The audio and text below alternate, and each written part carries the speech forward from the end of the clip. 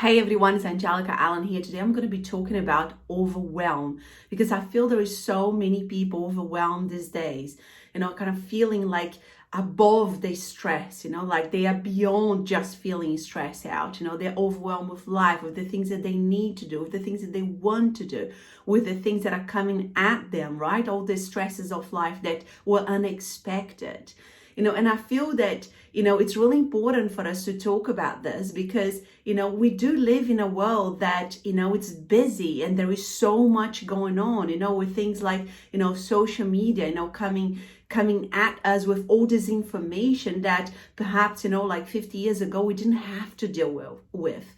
And now, people, we haven't evolved as physical beings to cope with all of that. So they're constantly feeling overwhelmed with the amount of information, the amount of things, the amount of distractions and things that are coming at us, and all this stuff that are unexpected that is happening in our lives. So if you're feeling overwhelmed, what should you do? I can speak about that because when I was diagnosed with stage 3 bowel cancer, it was a very overwhelming time in my life. And aside from that experience, I can say that I have gone through other situations in my life that I felt really, really overwhelmed and I didn't even know where to start or what to do. But, most recently, that was extremely overwhelming for me and for my family. And how did I cope with that was really to number one, to think that my situation wasn't a permanent situation. Yes, it was uncomfortable. Yes, I did have to go through surgeries and treatments and a lot of discomfort, physical and emotional, but I wasn't going to stay in that place forever. So when I had a really bad day, which was kind of overwhelming for me, thinking, oh my God, how do I get out of this? I knew that, every day wasn't going to be like that particular day. So that really gave me a relief and gave me some faith that I wasn't going to be stuck in that place. Again, when I felt, in a very overwhelmed in a particular day, I would just do one simple thing that would just help me to move forward. And sometimes it was just like a gentle walk around the block.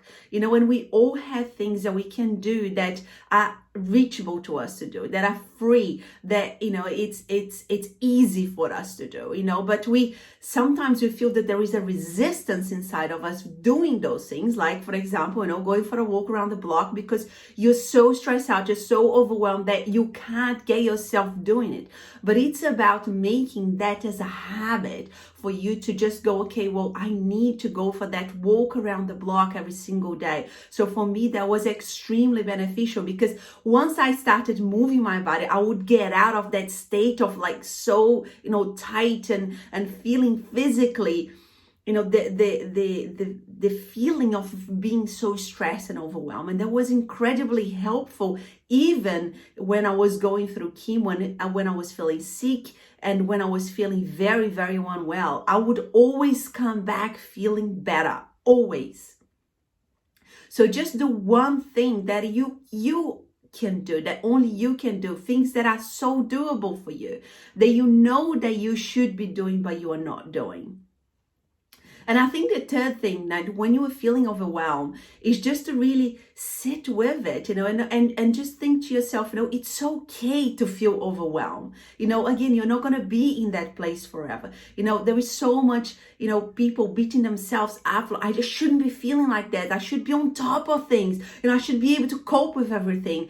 We all have a limit and a capacity of taking on things. There are so many people that I speak to, they are more like empaths. They watch the news and they get affected by it, all this stuff that is going on around the world. If you are that kind of person, maybe you shouldn't watch the news because that's affecting you too much.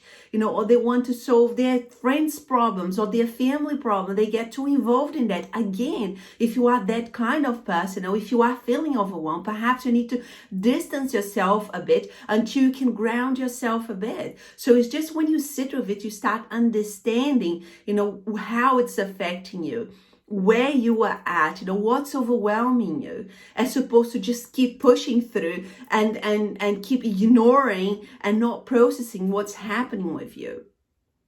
If you are interested in learning 5 simple tools that only you can do every single day to distress yourself, so you can really keep on top of the stress levels.